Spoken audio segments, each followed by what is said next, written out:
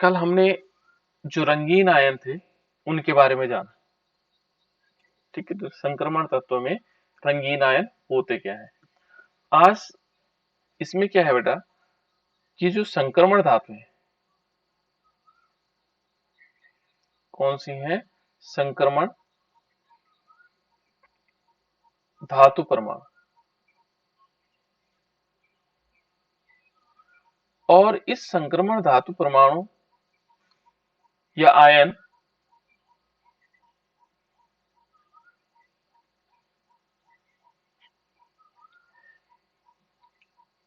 में जो 5 क्या होता है, डी कक्षक होते हैं। हमने डी कक्षकों को, 5 डी कक्षकों को देखा है संक्रमण संक्रमण धातुओं में, धातु आयनों में, है ना। जो डी कक्षक होते हैं उनकी सभी की ऊर्जा क्या होती, समान होती है। यहाँ पर क्या माना गया है कि सभी पांचों डी कक्षक, है ना, सभी पांचों डी कक्षकों की ऊर्जा क्या होती है, समान होती है। कक्षकों की ऊर्जा समान होती है, ये हमने पढ़ा था। ठीक है ना। और कौन कौन से हैं वो? हमारे पास 3 सीरीज हैं। एक है 3D series, 4D series and 5D series. मैंने कहा था 5D सीरीज आप लोग बताओगे मुझे, कौन बताएगा?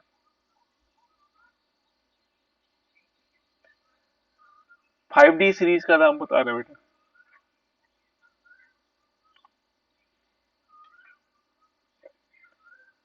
याद करना है तो 5D सीरीज। लेंथनम। लेंथ है ना पहले। आपने। हाँ, हाँ चलो, पहले है लेंथेनम। ठीक है, लेंथेनम हो गया। उसके बाद हफेनियम। जी। हम्म। टेंटलम। हम्म। उसके बाद क्या है बेटा? हाँ, बोलो, क्या नाम है उसका? टेंटलम से टीए। हाँ, TA, tantalum. Tungsten. Hmm. Rhenium. Hmm. Hmm. Rhenium आरी। हाँ, rhenium, osmium. Osmium, iridium. Iridium. Platinum. Platinum. हाँ, platinum, gold. Gold, mercury. Mercury. Good. ठीक है, ये तीनों सीरीज हमें याद हो जानी चाहिए बेटा, है ना। पहली वाली सीरीज तो सभी को याद हो गई होगी, है ना। और उसमें हमारे पास क्या है, इसको हम सिंपल कह सकते हैं शक्ति, एस शक्ति, वक्र और मन यहाँ पर आ जाएगा।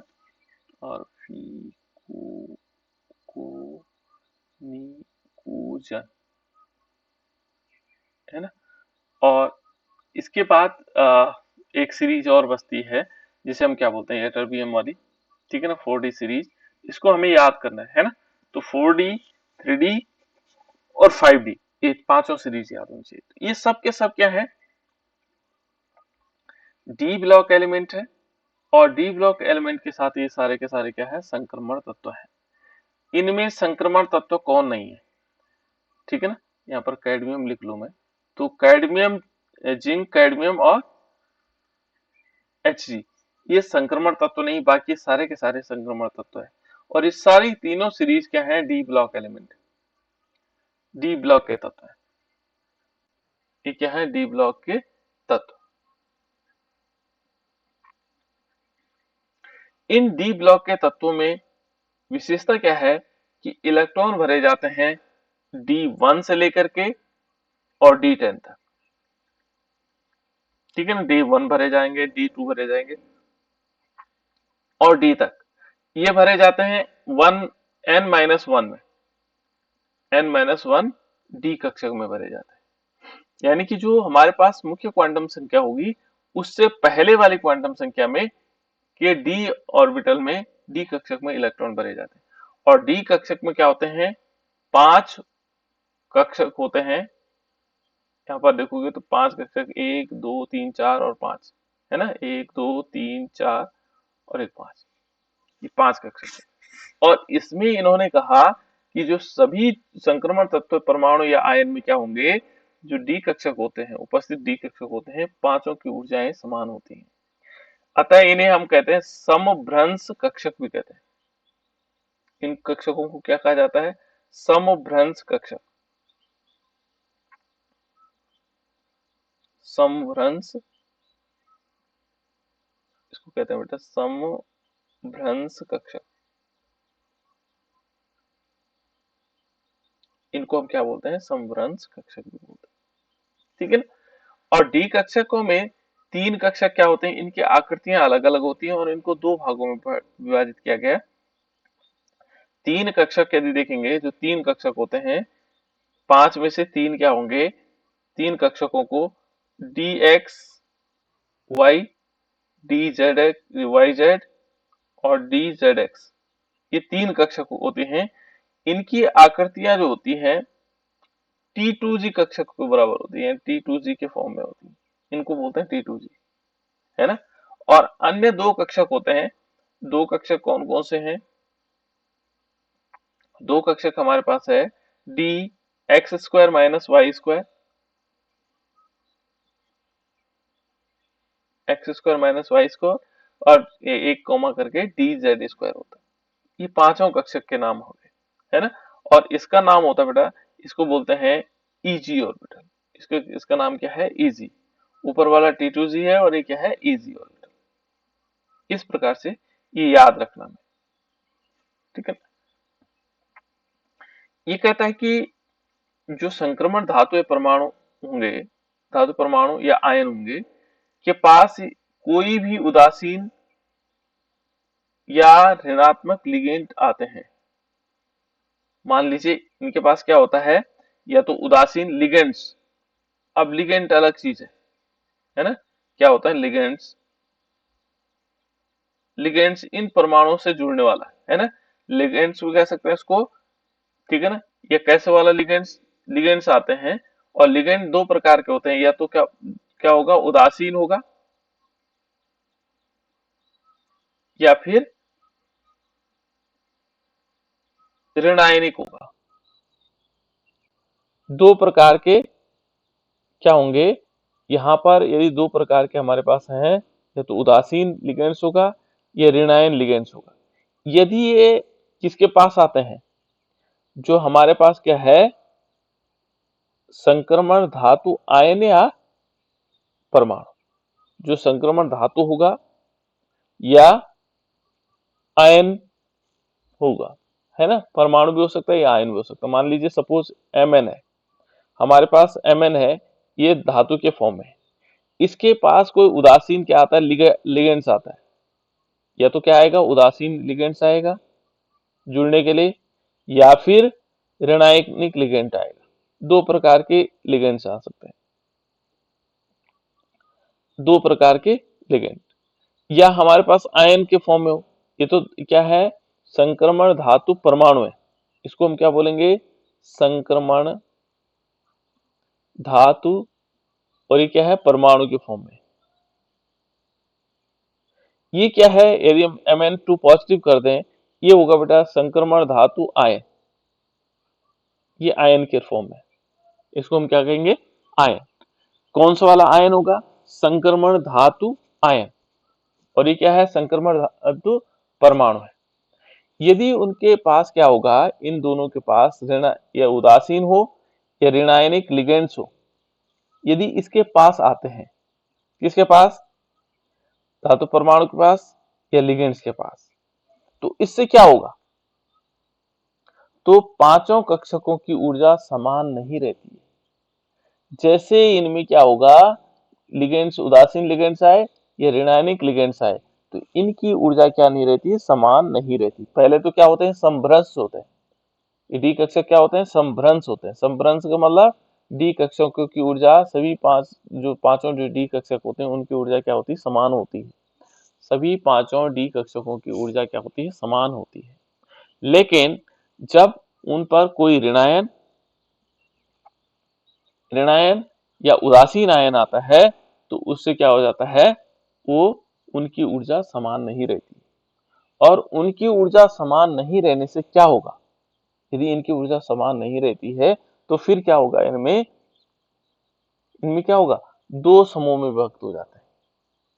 जो डी कक्षक है वो दो समूह में विभक्त हो जाते हैं, और इसे कहते हैं क्रिस्टल क्षेत्र विपाटन।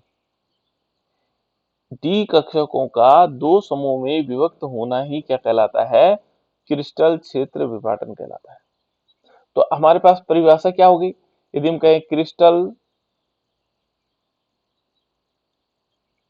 क्षेत्र विपाटन क्या है,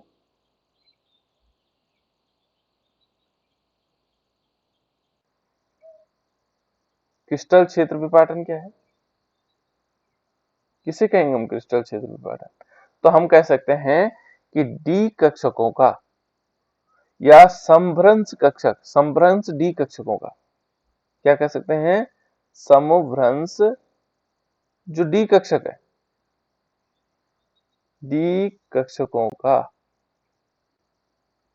डी कक्षकों का दो समूह में विभक्त होना, तो दो असमान ऊर्जा वाले, असमान ऊर्जा वाले टी कक्षकों में दो, नहीं, दो समूह असमान ऊर्जा वाले, है ना, समूह भी तो बनेंगे इसमें, दो समूह असमान ऊर्जा वाले डी कक्षकों में विभक्त होना, ये बंट जाना है ना, बंट जाना, विभक्त होना क्या कहलाता है, क्रिस्टल क्षेत्र विपाटन कहलाता है। तो ये है बेटा क्रिस्टल क्षेत्र विपाटन क्या हुआ, क्रिस्टल क्षेत्र विपाटन, या इसको कहते हैं विपाटन भी कह सकते हैं या विघटन भी कह सकते हैं, विघटन शब्द भी इसके लिए यूज हुआ है, ठीक है ना। तो उसे कहेंगे हम क्रिस्टल क्षेत्र विपाटन या विघटन। ये हो गया। अब किस प्रकार से होगा उसको देखते हैं, किस प्रकार से होना चाहिए। यहाँ पर हमारे डी के 5 कक्षक है, इनकी ऊर्जा क्या थी, समान थी, इनकी ऊर्जा क्या थी, अभी तक समान है, ये समान ऊर्जा वाले, एक लाइन में आना, ये सब समान ऊर्जा वाले, ये समान ऊर्जा वाले है ना, समान ऊर्जा वाले ये डी कक्षक हैं। और इनमें क्या हुआ कि जब कोई उदासीन लिगेंड्स या क्या कह सकते हैं हम, ऋणायन आता है, तो इसके दो भाग बढ़ जाते हैं, यानी कि एक क्या चले जाता है ऊपर की तरफ, यानी कि इसकी ऊर्जा इस टाइप से बढ़ जाती है ना, और एक क्या आ जाता है नीचे की तरफ, दो भागों में बढ़ जाते हैं। और जिनमें क्या होगा, देखो इनमें एक सेट क्या होगा, जिनमें 3 कक्षक होंगे वो निम्न ऊर्जा स्तर, यानी कि T2G, यानी कि निम्न ऊर्जा स्तर ये हमारे पास, यहाँ 3 कक्षक, इसमें से एक तो ये आ गया, ठीक है ना, दूसरा ये आ गया और तीसरा ये आ गया, ये आगे निम्न ऊर्जा स्तर, इसको क्या बोलेंगे, निम्न ऊर्जा स्तर, ये है हमारे पास निम्न ऊर्जा स्तर, निम्न ऊर्जा और स्तर, ये निम्न ऊर्जा स्तर है, और इसको हम कहते हैं T2G, T2G। और दूसरा सेट क्या होता है, दो डी कक्षक, जैसे मानो दो डी कक्षक क्या होंगे, यहां पर आ जाएंगे, एक कक्षक क्या होगा और दूसरा ये, है ना, और इनको बोलेंगे इजी कक्षक, क्या बोलेंगे, इजी, ये इजी कक्षक हो जाएंगे,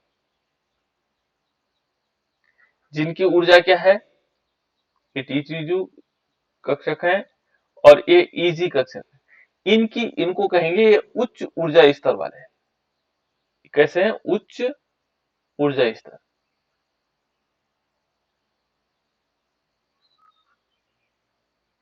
ये दो प्रकार के स्तर बना देते है ना, एक तो क्या बना देता है, T2C कक्षक बन जाते हैं जो निम्न ऊर्जा स्तर, और इजी कक्षक बन जाते हैं जो उच्च ऊर्जा स्तर होता है, तो दो भागों में बांट जाते हैं, ठीक है ना। अतः हम कह सकते हैं, देखो अतः जो हमारे पास क्या होगा, आंशिक भरे हुए, जो आंशिक बने, यहाँ पर ये देखेंगे जो हमारे पास डी कक्षक है, आंशिक कैसे भरे हुए हैं, आंशिक भरे जो हमारे पास क्या होंगे, आंशिक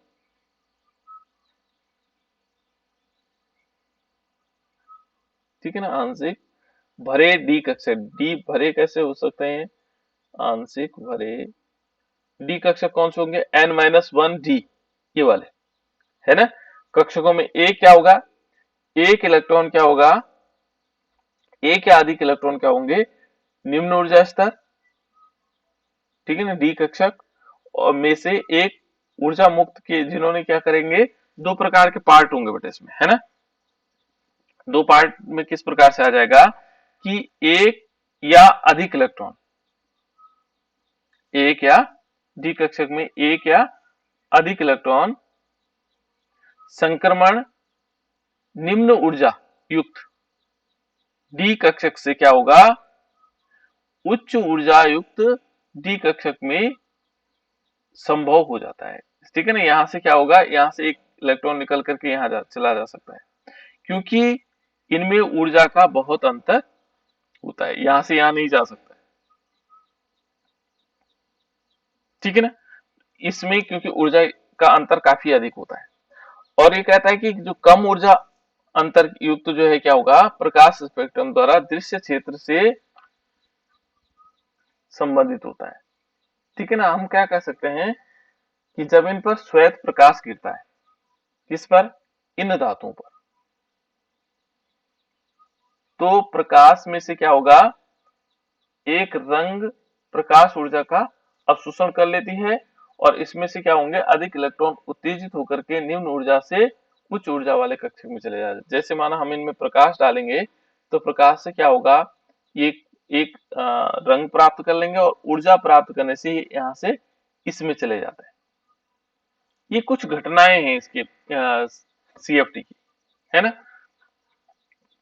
और ये कहता है कि जब श्वेत प्रकाश, इसमें दो चीजें हैं, एक तो श्वेत प्रकाश क्या कह रहा है कि जब हम इसको इसमें डालते हैं, किस पर, जब संक्रमण धातु या परमाणु या आयनों पर श्वेत प्रकाश गिरता है, जैसे मानो जो हमारे पास संक्रमण धातु परमाणु हैं उन पर श्वेत प्रकाश गिरता है, तो उस प्रकाश में से क्या होगा, निश्चित रंग के प्रकाश का अवशोषण होता है। यहाँ पर क्या माना, जैसे हमारे देखा होगा आप लोगों ने 7 प्रकार के रंग होते बेटा प्रकाश में, है ना।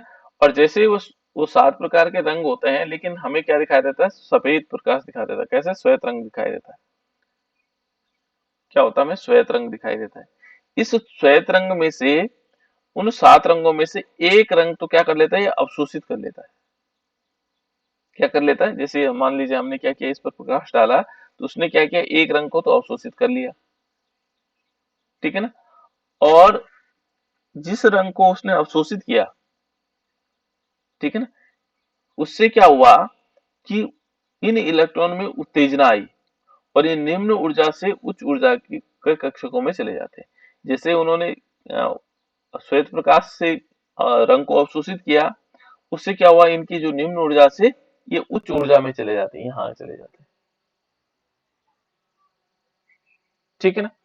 और जब क्या कहता है कि जब श्वेत प्रकाश से विशिष्ट रंग का विकिरण अवशोषण होता है तो पूरक रंग दिखाई देते हैं।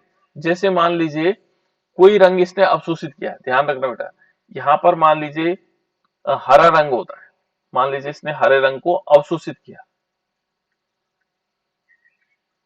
ठीक है ना, हरा रंग को अवशोषित किया, तो इसका जो पूरक रंग होगा हरे रंग का, हरे रंग का जो पूरक रंग होगा वो हमें दिखाई देगा, हरा रंग नहीं दिखाई देगा, जो इसका पूरक रंग होगा वो हमें दिखाई देगा।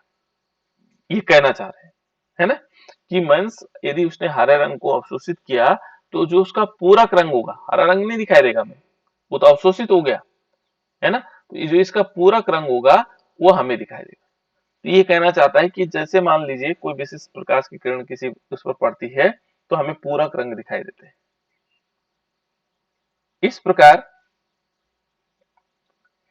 किसी संक्रमण धातु परमाणु आयन, ठीक है ना, संक्रमण धातु परमाणु आयन में रंग का प्रदर्शन डी डी कक्षक के डी डी जो इलेक्ट्रॉन होंगे के संक्रमण के कारण होता है। ठीक है ना, जो भी रंग हमारे पास आते हैं इनके संक्रमण के कारण होता है।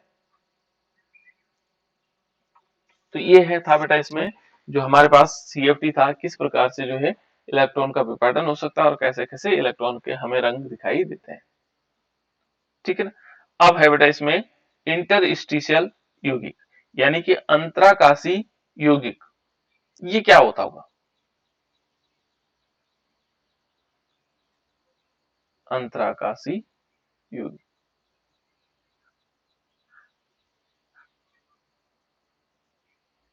ये अंतराकाशी यौगिक क्या हुआ?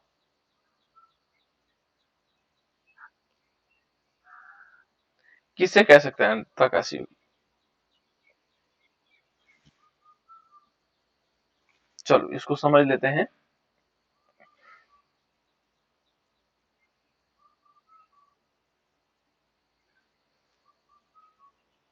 ये क्या कहता है बेटा कि जो संक्रमण हमारे पास धातुएं हैं इनके जो क्रिस्टल होंगे, संक्रमण धातुओं के जो क्रिस्टल है, मान लीजिए संक्रमण धातुओं के जो क्रिस्टल हैं, ये कहता है क्रिस्टल में परमाणु जो है, परमाणु क्या होते हैं? अपने निकटवर्ती दूसरे परमाणु से, एक परमाणु जैसे यहां पर है और दूसरा परमाणु यहां पर है, इस प्रकार से व्यवस्थित होते हैं। और इस प्रकार से व्यवस्था में जो क्या होते हैं, जो रिक्त स्थान बच जाता है इनके बीच क्या होगा, जो छोटे छोटे रिक्त स्थान होते हैं, एक परमाणु दूसरे परमाणु से इस प्रकार से व्यवस्थित होते हैं। मान लीजिए इनके इनके बीच क्या है, कुछ स्थान बच गया, मान लीजिए इनके बीच क्या बचा, कुछ रिक्त स्थान बचा। ये देखो यहाँ पर रिक्त स्थान दिखाई दे रहा होगा, तो इस रिक्त स्थान को कहते हैं हम अंतराकाश, इंटरस्टिशियल या अंतराकाशी। ठीक है ना, इसको कहा जाता है अंतराकाशी। अब देखो अंतराकाशी जो जगह होगी इनको हम बोलते हैं अंतराकाशी। दो परमाणुओं के बीच का जो रिक्त स्थान होता है, छोटे छोटे रिक्त स्थान होते हैं, उनको बोलते हैं हम अंतराकाशी। ठीक है ना, जब वो व्यवस्था में व्यवस्थित होते हैं।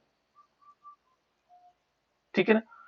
और ये क्या कहता है कि इस अंतराकाशी में छोटे छोटे अधातु परमाणु, जैसे देखो इस अंतराकाशी जो अवस्था है यहाँ पर, ठीक है ना, यहाँ पर जो अंतराकाशी जगह है इन पे छोटे छोटे परमाणु, जैसे क्या हो गया, हाइड्रोजन हो गया, है ना, अधातु परमाणु हाइड्रोजन हो गया, बोरोन हो गया, कार्बन हो गया, नाइट्रोजन हो गया, ये क्या कर लेते हैं, स्थान ग्रहण कर लेते हैं, छोटे परमाणु यहाँ इन जगहों पर ग्रहण स्थान ग्रहण कर लेते हैं। और इसके साथ क्या होता है, ये अधातु है और उधातु है, इनके साथ क्या बना लेते हैं, बंध बना लेते हैं।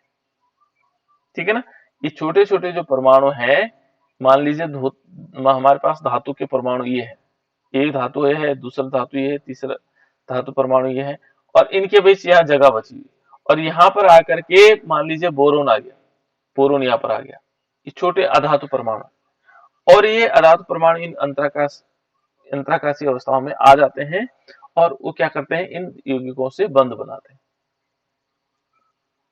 ठीक है, क्या करते हैं, बंध बनाते हैं, और इस प्रकार बने जो यौगिक होंगे उनको बोलते हैं अंतराकाशी यौगिक। अब जब ये बंध बनाने के बाद जो हमारे पास यौगिक बनेंगे वो बनेंगे अंतराकाशी यौगिक, अंतराकाशी यौगिक। ये बात समझ में आ गई बेटा?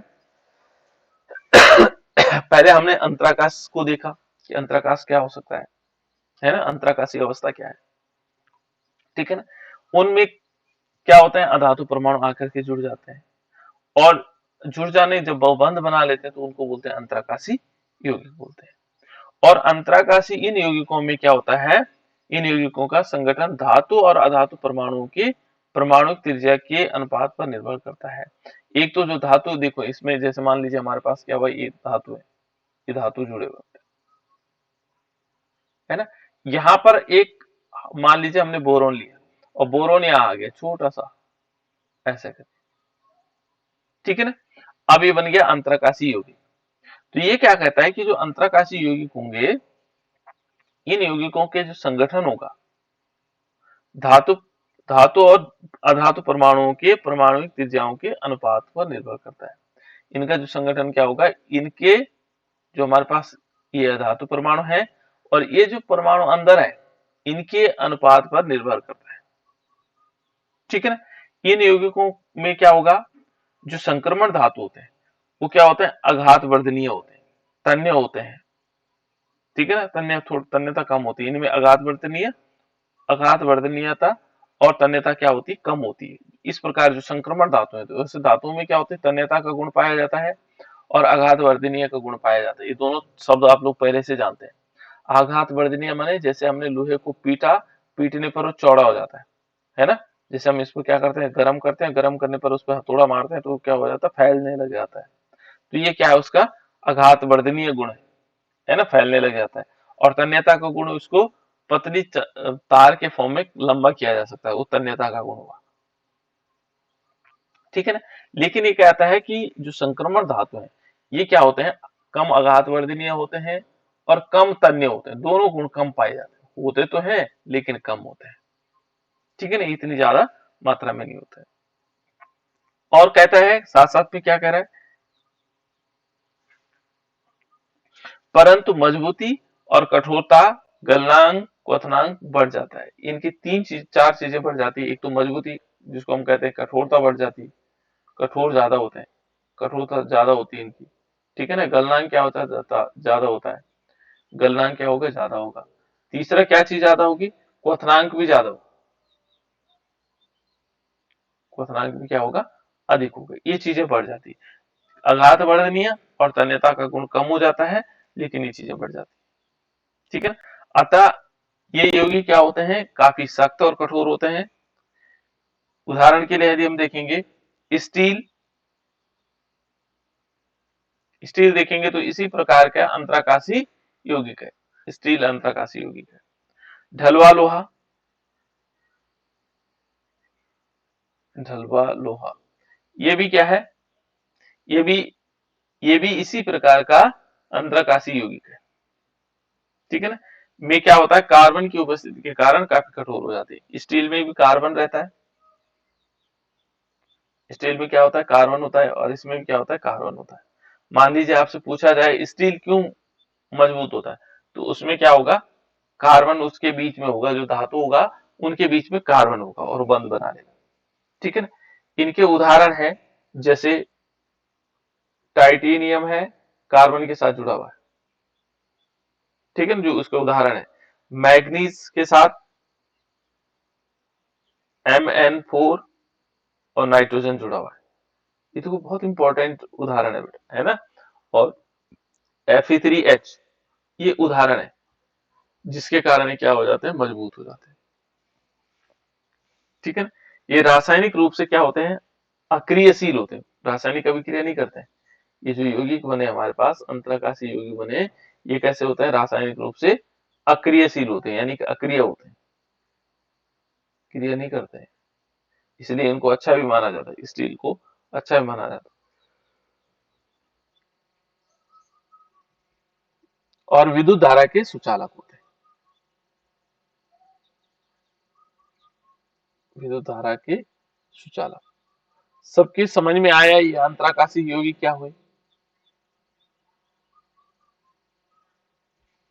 अंतराकाशी यौगिक समझ में आ गया बेटा क्या है। कोई हमारे पास क्या है, संक्रमण तत्व है। ठीक है ना, संक्रमण धातु है।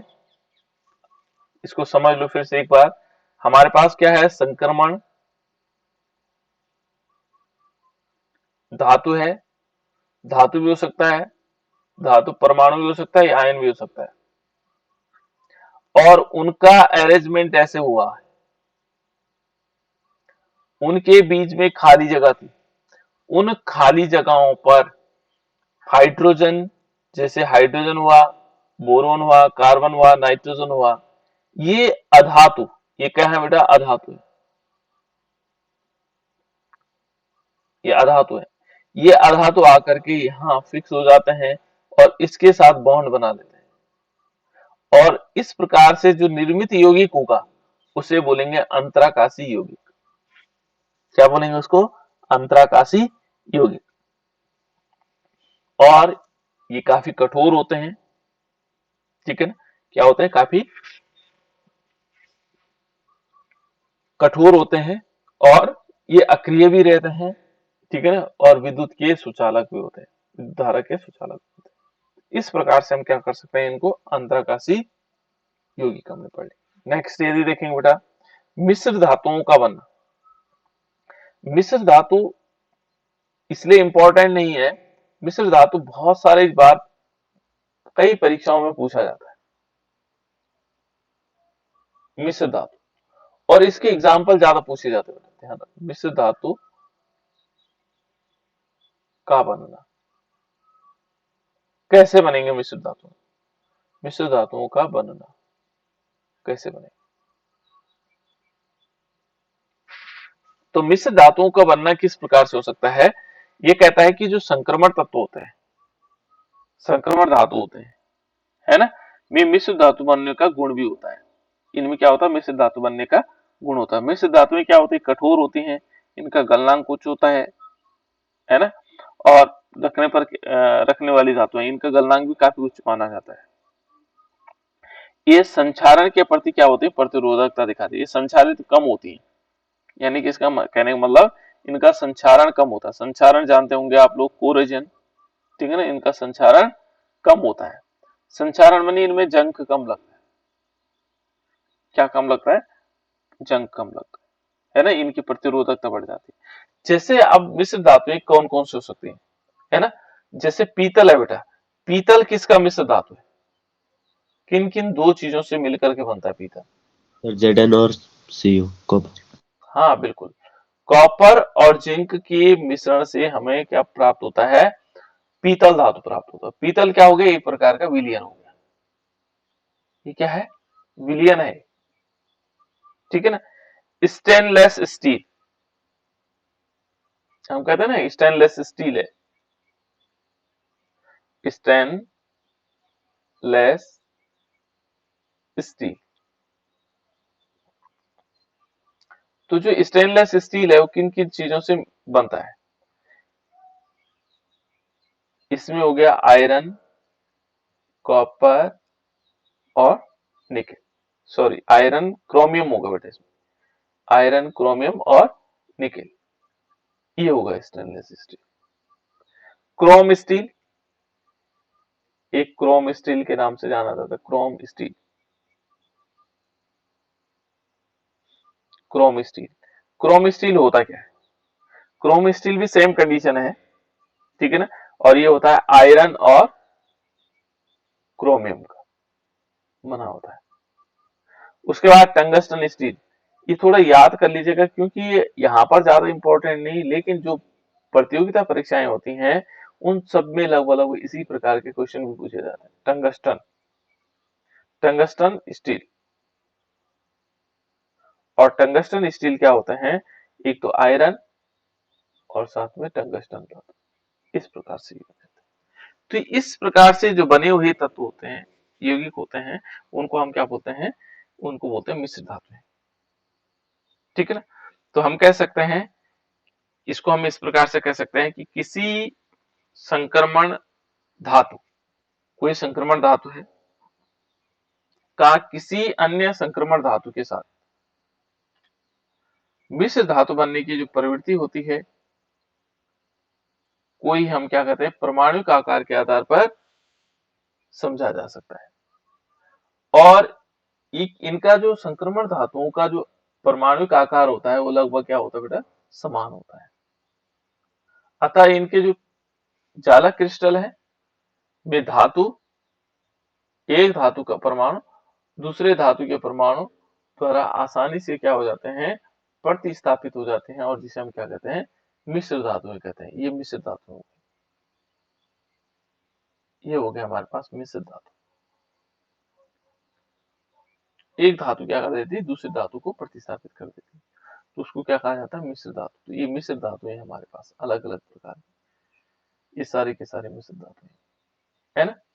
अब है उसके बाद है कॉम्प्लेक्स यौगिक का बनना, संकुल यौगिक बनता है, संकुल यौगिक का बनना। तो जो हमारे पास संकुल यौगिक होंगे बेटा वो किस प्रकार से बनेंगे, संकुल यौगिकों का बनना, संकुल यौगिक का बनना, इसको मैं कल बताता हूँ आप लोगों को, कितना टाइम चलिए, क्योंकि आज थोड़ा सा 15 मिनट इसलिए ज्यादा दे रहा हूँ आप लोगों को, क्योंकि आज सारे के सारे लगभग न्यूमेरिकल्स है ना, और उन न्यूमेरिकल को आप लोगों को सॉल्व करना है।